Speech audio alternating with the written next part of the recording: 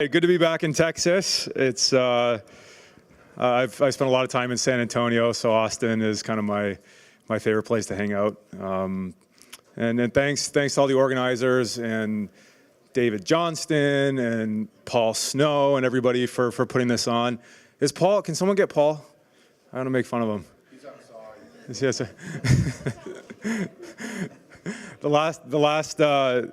The last time I was with Paul, we were on a boat in Shanghai a few weeks ago. At the exact same time, the China ban happened and the word started filtering out. And everybody was like depressed and upset. And Paul was just singing karaoke, lifting everybody's spirit on the boat. So yeah, no, super glad to be here. And for those who don't know me, I'm Trevor Korverko. I'm from Toronto and kind of representing the Canadian crypto mafia. We got a turnout here. We're a very polite mafia. Yeah, and I've always been really interested in technology and new shiny objects, and that's kind of been the one knock on me. I always like chasing new things that come out, whether it's virtual reality, online education. That's kind of my background. I started 2 venture-backed companies that have kind of exited in the last 5 years, and played a little hockey in between then. It's kind of what you have to do in Canada, or they deport you. Also very politely. Yeah, I've always been kind of geeking out on economics. So that's kind of how I first got into crypto. I owe a lot to the Austrian School of Economics for educating me on crypto. And that's kind of how I got super early into this space myself. Did anybody buy Bitcoin on eBay back in the day? Anybody? Yeah. Do you remember? How did that happen? I don't remember how that happened, the transaction, but that was my first kind of foray in 2012 at $21 on eBay, of all places. And I was hooked right away. I got super excited about the ecosystem. Is David Johnston? I told him 5 times. So David Johnston was the guy who really got me hooked, because he invented these things we like to call ICOs. He did the first one. Does anyone know what the first ICO was? Trivia. Mastercoin, yes. OmniLayer is what it's called now. And then David kind of spearheaded that. I was involved in that project right from day one. And since then, there was other kind of Bitcoin blockchain ICOs that got this party started. Those are projects like Mastercoin, Factom, MadeSafe. So I was really excited to be helping those guys, sponsoring and seeding those projects. And then very fortuitously, I was at the very first Ethereum meetup in Toronto, and happened to be in my backyard where I'm from. And I was involved in that project, advising and sponsoring the Ethereum project. So a lot of fun stories kind of getting on that rocket ship, and it's amazing to see how far we've come since then. I've also done a lot of investing. I was a very active angel in Canada, one of the most active in 2016. And some projects I've seeded are Shapeshift, CryptoKit, which has become Jax. So some equity stuff, but I don't like equity that much anymore. I prefer tokens. And this is kind of me putting my investor hat on. I prefer investing in tokens. And I think it's important for anyone who's interested in tokens to delineate between what I consider the 2 major categories of tokens. You have on the one side utility tokens, which are protocol access tokens, and they give you access to a network or a protocol. And most of the coins that you think of today, like Bitcoin and Ethereum, are in fact utility coins. They represent not a security, but a utility. And the counterpart to that are security tokens. These are asset-backed, regulated tokens, and they represent something tangible, like shares in a company, LP units in an investment trust. That's what a security token is. There's not a lot of them. There's a few that have existed so far, but we think there's a major paradigm shift about to happen. Is anybody not afraid of the SEC? Show of hands. This dude with the business cards. Not afraid, yep. So the SEC, you guys know the Howey test? The Howey test? So the Howey test is really, and this is a major grain of salt. Please take this next part. But there's 4 questions, and if you're a token project, you have to really understand: do you want to pass this test, or do you want to fail this test? And if you're a utility, you want to fail the test, and if you're a security, then you're going to pass the test. And the 4 questions are: is there money involved? That's question 1. If you're an ICO, the answer is probably yes. Is it a common enterprise? Also probably yes. There's a good case to make that if you're doing an ICO, you are a common enterprise. Number 3 is generally, is there an expectation of profit? And you can also probably safely assume that people are expecting to make a profit on your token. And that leaves one kind of remaining question, which is, how do your purchasers or investors expect to participate in the value creation of your project? Do they expect to do it passively or actively? And if it's passive, that's kind of like them investing in a fund, like an ETF, which is a security, and they're just expecting somebody else to do the work. If it's active, if they are very actively engaged in growing your network, then you have a better case to make that you are a utility.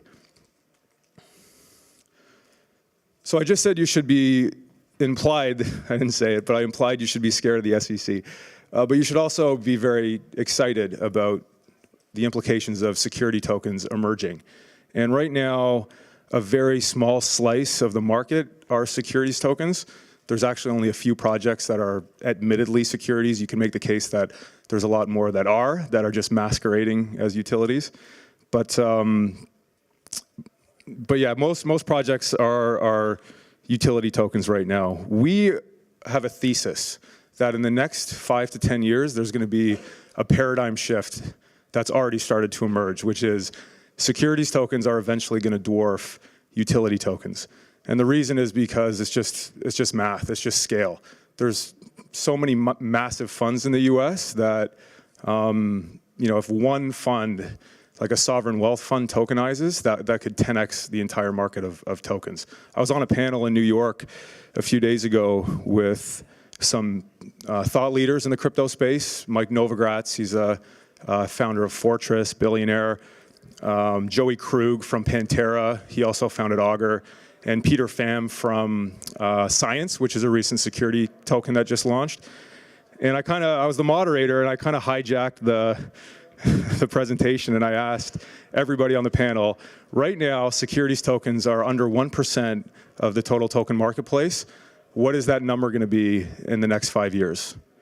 And every one of these thought leaders in the space said over 80% and under 95%. So we're going from 1% to nearly 100% in the next 5 to 10 years, according to some of the smartest people in the game. So the big question is, who's going to be building the financial infrastructure and the pipes that are going to enable this massive influx of capital? This is happening now.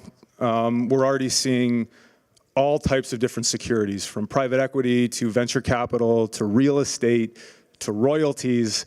All of these financial products are stampeding towards the blockchain. It's not just me saying it. There's a lot of, it's not just me, and it's not just the crypto community that's making these assertions. A lot of people from the inside that are at most risk of getting disrupted by this paradigm shift, they're also kind of already throwing up the white flag saying, tokens are coming, they're going to massively disrupt Wall Street and the Wall Street industrial complex, and they're already starting to make their bets on what finance 2.0 is going to look like. It's important to understand why tokens are emerging, and I think there's lots of reasons. Primarily speaking, though, securities function better as tokens. That's the main reason. And I broke it down into a lot of other reasons, including it's 24/7. These markets never close. They never sleep. They're more accessible. This is actually really exciting because with tokens now, your marketplace is global. You're not necessarily restricted to people who have access to Western capital markets. Anybody from anywhere with a phone can buy your security and diversify their portfolio. I would say, though, the main reason that most companies want to launch as a token is the last reason I put in bold, which is crypto fundraising. And I've talked to a lot of issuers over the last year when I started this project, and a lot of them will kind of say, yeah, we love the blockchain, yeah, we love tokens, but if you really kind of peel the onion another layer, they really want one thing. Like what do issuers actually want? What's the one thing, Julie? What do issuers really want? Money. They want money, baby. They just want money, and they'll nod their heads saying they like blockchain and tokens, but they really want money. So that's the reality. They want money. They want to crypto fundraise, and because of all the billions and eventually trillions of dollars coming to this market, there's going to be plenty of it to go around. Here's the problem, though. Launching a securities token is very hard. The nightclub going on here.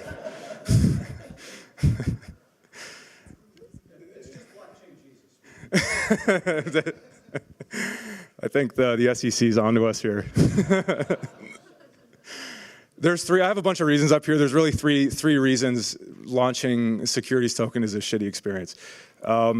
Tech, legal, and liquidity. So technically speaking, no one from Wall Street wants to learn what a smart contract is. No one wants to learn how to hire blockchain developers. No one wants to learn how to audit smart contracts. That's the first problem. So there's a big learning curve that they have to overcome. Number two, and this is a very ominous problem, is legal. Okay, you want to launch a security token? Great. Where are you going to domicile it?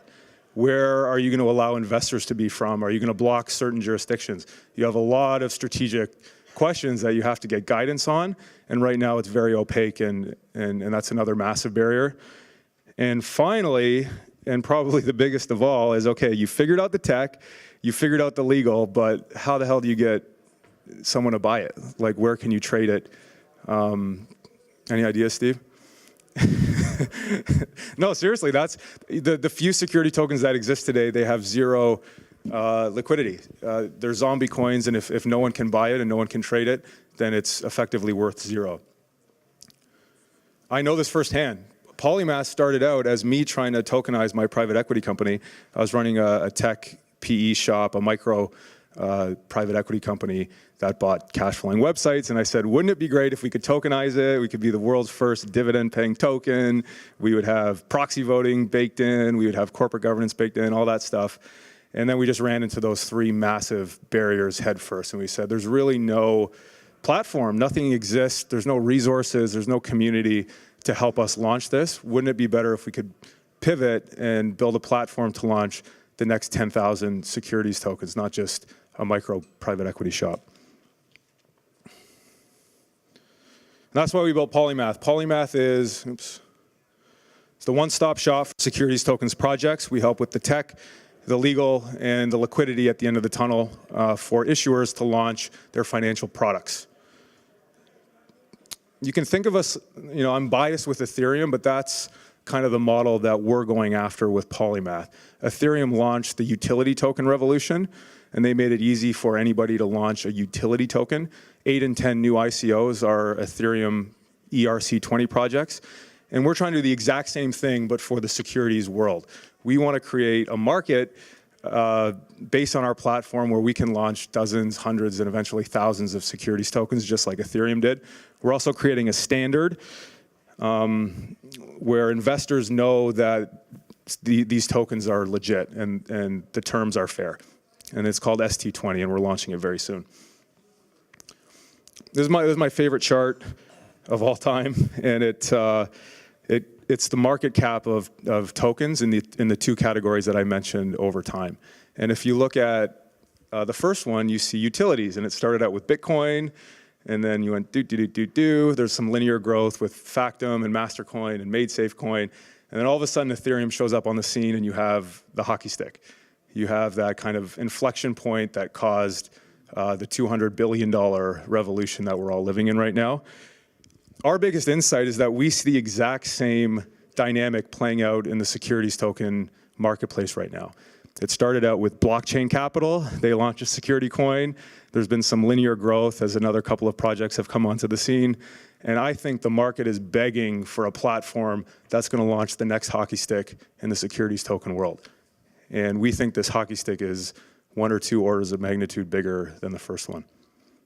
And by the way, the projects that have done securities tokens already are founded by Joe Lubin, kind of the godfather of Ethereum, and Brock Pierce from BCAP. So to give you the idea of what it takes to launch one of these, you need like a very prominent person with a lot of resources to do it. And we really need to lower the barriers for everybody. I'm not going to get too deep into our technology stack. I will kind of focus for now on the application layer, which you can think of like the interface between the blockchain and these financial firms. And we're just trying to make it super easy, drag and drop for people to interface with the blockchain so they can launch these tokens seamlessly. And we can do a demo, maybe not right now, but at the booth, we have it all set up. And you can think of it just like a smart wizard that an issuer would fill out. So if you're launching a venture capital company on Polymath, you would just have to input all the variables. Does it pay a dividend? Does it have proxy voting capabilities baked in? And as they're filling in all these questions, all the variables, our technology is building the token on the Ethereum virtual machine in real time. So it's creating this smart token that we think is superior to equity as they fill it out. And anybody can do it. You don't need to be technical. And it's probably what I'm most excited about with our platform. It's very important with token projects to understand the token flow and the token mechanics and why your token exists in the first place.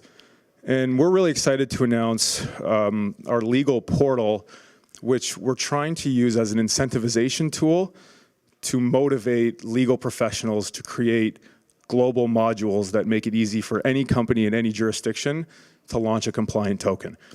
So what I mean by that, if you're an issuer in Australia and you go to launch a private equity company out of Sydney, you would have to say, where's my Australian module? And if it doesn't exist yet, they would post a bounty in the Polymath coin, and the Polymath Foundation would match that. And that would serve as the pot of honey for a distributed network of legal firms and legal professionals to compete to win the slot for Australia.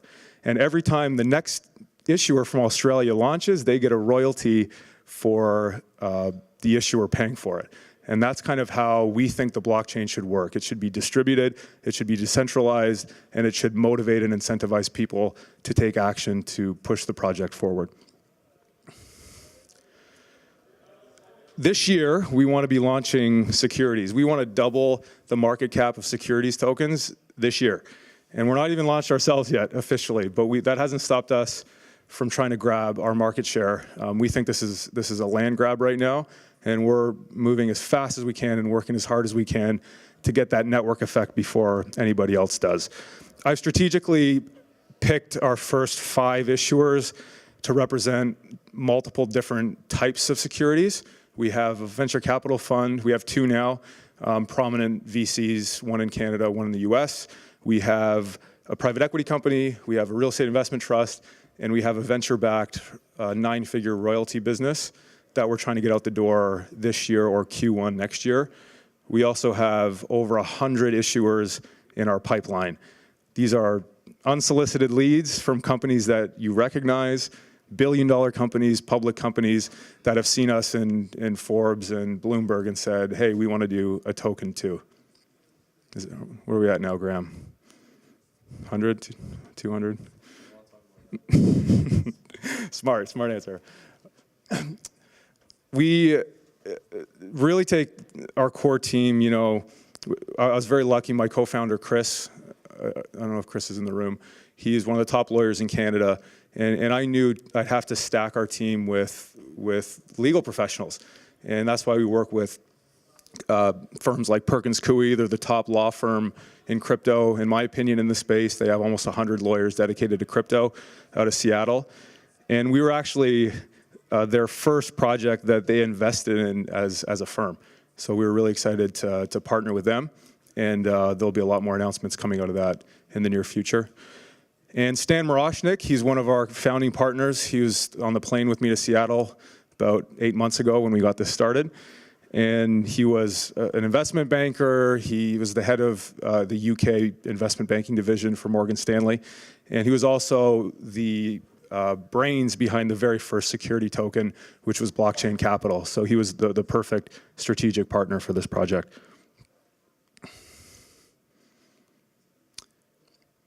I want to also acknowledge all the amazing support and advisement we've got from our early backers who believed in us and have got us to where we are today. Is David in the room yet? Okay, good. He'll be mad at me because I just noticed he's not on the advisor list, but he's been super influential in the space and has helped us get to where we are. We have also 3 of the 5 Ethereum co-founders actively involved in the project, as well as Bruce Fenton, who is a key contributor to the architecture of this platform. I don't know if Bruce is in the room, but thank you to everybody. Can't figure this clicker out. And that's part of our team and our advisors. That's a funny story. We're fans of the TV show Suits. You guys heard of that show? It's actually filmed in Toronto. They pretend like it's in New York, but we barricaded ourselves in their firm on the weekend and did our promo video there. So that's where the venue is. And that's our mascot, 3D printed bull. And yeah, right now, in terms of the project itself, we did a pre-sale, a very short pre-sale earlier in the month. It's still October, right? Earlier in the month, we did just under 100,000 Ether in a day and a half, and we put the deadline there at 90K just for strategics to fill it up. So that's kind of the status that we're at, and we're looking to get the public sale out the door next month. And we'd love to kind of answer any questions or check out what we built so far at our booth just outside. But I think we'll do some Q&A. Yeah. Thanks for listening, by the way.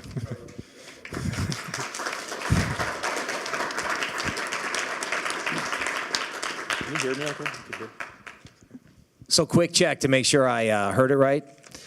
Could you have a universe one day where you have, like, say, Caterpillar stock and then Caterpillar's crypto security trading side by side, or would they one replace the other? Yeah, and we're living in this right now. With crypto, you have a brand new lever of compensation. So for example, when you look at a token project, you have the token. This is the native token that they're issuing to the public. That's one level. You have the liquid token that they raise in exchange for their native token. That's typically Ether or Bitcoin. You have the equity in the company that owns the tokens at head office. And then you have the cash that you liquidate some of the crypto for. So you have 4 levers you can use to incentivize people. And to answer your question, I think absolutely that is what will happen. You'll see kind of the bifurcation of the token equity, which is non-dilutive. In some cases, if it's a utility, if it's a security, it is dilutive. And then you'll have the traditional equity trading on traditional exchanges. That's what I see. Hey, Trevor. I'm Dave. I'm from a company called Series X, and we're planning on issuing a security token, not a utility token, in first quarter of 2018. I'm wondering, you're so bullish on security tokens, and you see where the puck's going. You're skating to where the puck's going, yep. Right? Why are you issuing a utility token? Doesn't the value of whatever you're putting out there grow with the acceptance and adoption of your platform? It would seem like a fantastic security token. No, we got a bit of crap for that. Everyone's like, hey, wait a minute. If you're the pros on securities, why the heck aren't you launching a security for your own token?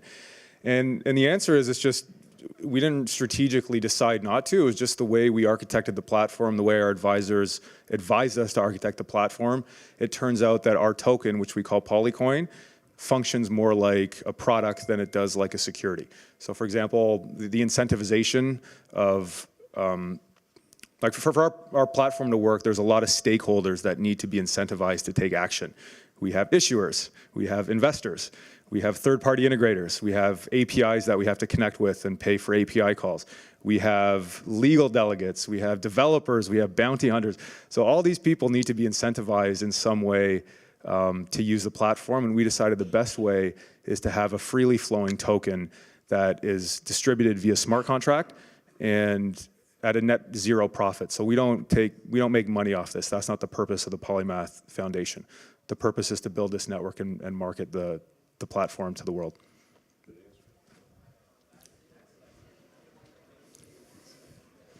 And I'll be launching my own fund on Polymath to eat our own dog food a little bit. So hopefully that answers your question. So, my question's more related to who gets to invest in the, in the funds once your platform goes live. Is it going to be, are these going to be like publicly traded companies, or is it going to be only accredited investors, in the SEC speak that get to, invest? Do regular people get to use it? Short answer, accredited people. That will be the first use case. Liquidity is a major thing, and we're really trying to work together with other projects in the space to say, hey, we can work with you guys if you focus on the exchange part, and we can focus on kind of the investment banking side of it.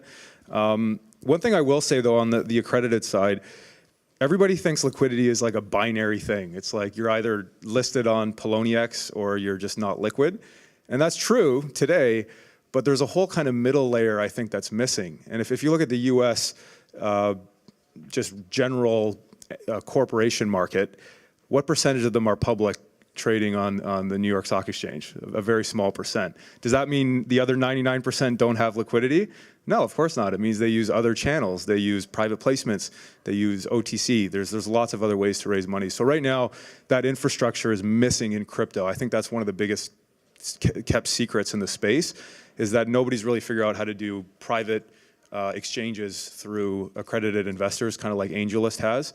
And we intend on releasing something to kind of kickstart that movement. Just looking at the ICO platform on a large scale, what do you think is the biggest bottleneck that is holding it back from achieving mass adoption?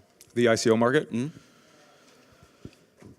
Regulatory guidance, even if they come out hard, that's fine. At least we know.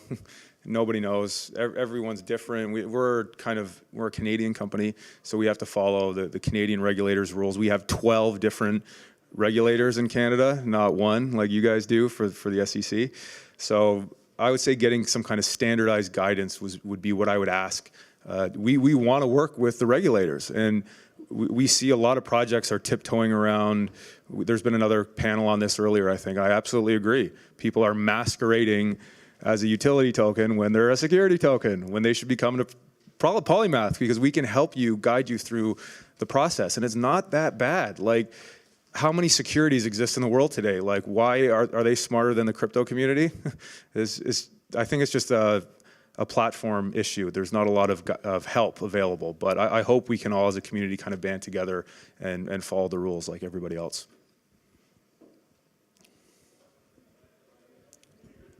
Right back there. We have time for more questions, so okay, hold on. Hi, just a couple of quick questions. Do I understand correctly that Polymath is an ERC20 token on top of the Ethereum network? Yeah, that's correct. Okay, great. So what I was kind of just asking about is, what are your thoughts on things like, one of the issues that can happen with the Ethereum network is the speed of transactions when the network congestion, which can be triggered by, like a large ICO. And, it wasn't so long earlier this year where, transactions were backed up even 24 hours. So that's one thought. And it's just like future thinking. And the other thing I'm thinking about are transaction fees and the way that the, participants in your whole ecosystem get compensated. Because the thing is, when Ether was at $5 or $10, nobody really cared about the gas fees, right? But now Ether's at $300, 300 USD. Yeah. So these are becoming material costs. And I'm just kind of curious, like how you're approaching these kinds of problems, when you launch your token. We launched on Ethereum for one reason, and that's speed. We don't have time to. We have on our core advisor team. We have one of what Vitalik said is the 3 people on planet Earth who are qualified to build a blockchain. So we have the resources to do that, and we are actively looking at options to build a KYC compliant chain.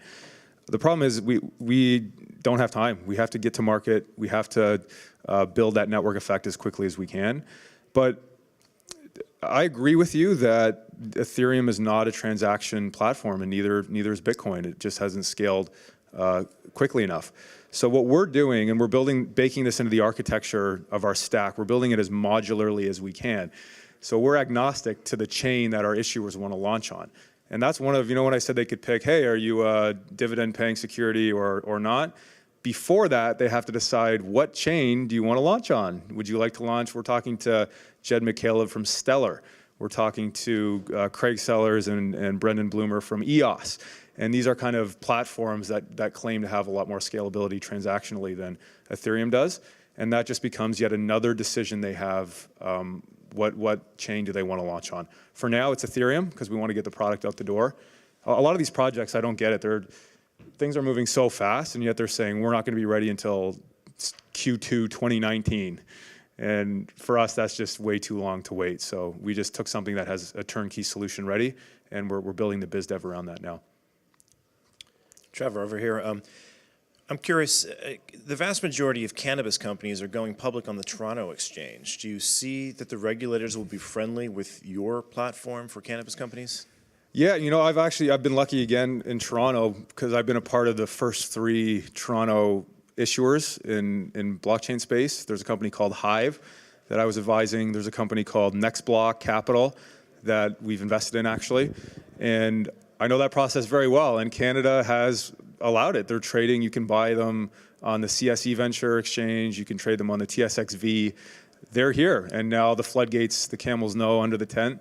I heard that phrase on the last panel, but that's exactly what's happened. And Canada's an awesome jurisdiction. We didn't have to stay in Canada, but we decided to because of reasons like that. So question about who's going to make the market in all of these security tokens. Do you think you could have human market makers like a specialist to make an orderly market? Is it going to be an electronic market? Do you have any vision as to what the marketplace looks like? Yeah, that's a very good question. That's much needed in the space. And we know we have good relationships with the top market makers in the space, like Cumberland Mining, like Binary Financial out of Vancouver. And we intend to partner with them to give some of our issuers liquidity. But ultimately, and this is where we just be honest, we know what Polymath can do for you as an issuer, but we know what it can't do. And a lot of the onus legally, a lot of the investor fundraising is decentralized. That's your job as the issuer. You have to go call up your old LPs that you've made money for in your previous funds, and you have to say, evangelize blockchain tokens for them. And we'll obviously help at head office, but whether it's market making, book building, legal onus, a lot of that falls on the issuer itself. We're very clear about that. But I think that's going to help us focus on building the technology layer and decentralizing a lot of the logistical human work for our issuers. But I'd love, and to answer your question, I don't really have a liquidity silver bullet, and I'd love to talk to people who are thinking deeply about that issue. But yeah, I think liquidity, we're going to see a flood of liquidity, man. I was at this New York conference, all these funds that are emerging now, like Mike Novogratz is launching a $500 million fund just focused on tokens. And there's, on our platform, that's going to be one of the big niches is crypto funds. People want to launch regulated hedge funds and VCs that are denominated in tokens on Polymath. So hopefully we can kind of help solve our own problem a little bit that way.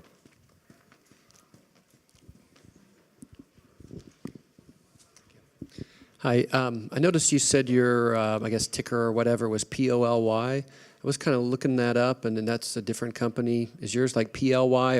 Could I go out and buy it today, or can I mine it today? No. That's one question. Yeah, no, I should have been more clear about that. We are pre-launch. We're in the pre-launch phase. Our public sale hasn't happened yet. So the way it works, for those who don't know, is you do a pre-sale, and then you close that, and then you do a public sale, and then right after that, you should be issuing your native token to your purchasers. And the way it works is a token is actually just a smart contract. So the Poly coin, just like every other ERC20 coin, is a smart contract that lives on Ethereum. And when you accept an ERC20 token, we're essentially sending you But to answer your question, it's not out yet. Okay. My other one was just a comment. I noticed you had a lot of quotes from investors and things like that. You didn't have anything up there from Jamie Dimon about cryptocurrency? I accidentally forgot to put that one up there, but the skeptics are good. If we have too many lemmings going in the same direction, then you got to watch out. So we should look at the detractors as a very healthy sign, I think. So thank you, Jamie. Any other questions, guys? Okay, thank you.